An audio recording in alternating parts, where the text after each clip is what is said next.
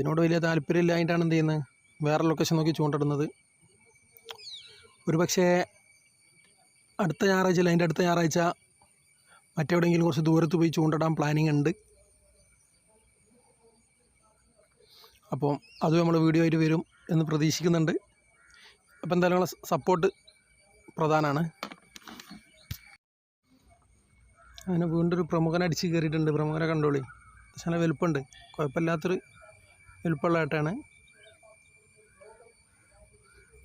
ചൂണ്ട അത്യാവശ്യം കയറിപ്പോയത് കൊണ്ടിട്ട് എടുക്കാൻ ചെറിയൊരു കഷ്ടപ്പാടാണ്. പ്രത്യേകിച്ച് ഏട്ടാണല്ലോ, നിങ്ങൾക്ക് അറിയാലോ എന്തായിരിക്കും അവസ്ഥ എന്നുള്ളത്. എല്ലാം അങ്ങനെ എടുക്കുന്നുണ്ട്.